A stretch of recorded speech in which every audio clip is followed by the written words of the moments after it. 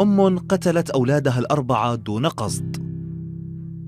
أرادت الزوجة أن ينام أطفالها الأربعة بهدوء وتنام هي، فقد كان 2 منهما مصابين بالكحة أي السعال، ولأن الأطفال لا يستسيغون طعم الدواء ويرفضون تناوله إلا بالإجبار، فخطر في بالها أن تعطيهم دواء الكحة أي السعال مع الحليب، فجلبت قنينة دواء السعال ووضعت منه قليلا مع الحليب، وأعطت كل واحد من أولادها الأربعة 2 المصابين بالسعال وال2 السليمان كوب حليب مع الدواء فشربوه.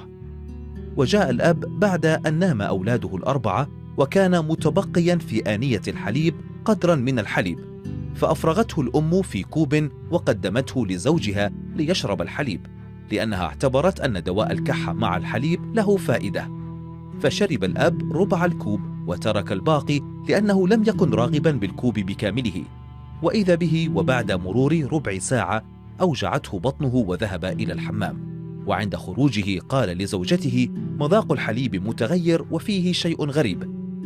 فقالت له الأم أنها خلطت معه دواء السعال، وسأل زوجته حالا: هل شربوا الأطفال من الحليب؟ فأجابت: نعم، وذهب مسرعا إلى أطفاله الأربعة وحاول إيقاظهم واستنجد بالإسعاف، ولكن كانت نومتهم هي الأخيرة ليس بعد استيقاظ، رحمهم الله جميعا.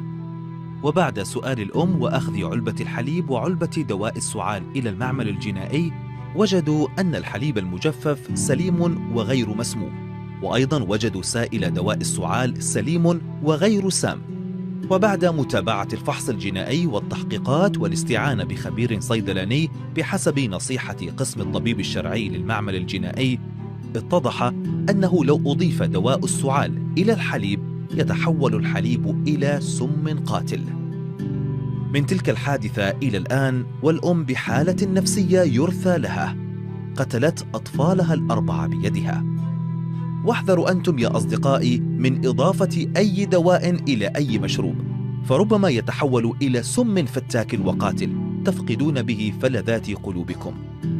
الرجاء نشر هذا الفيديو لكل من عنده أطفال، انشرها لتصل الفائدة لغيرك.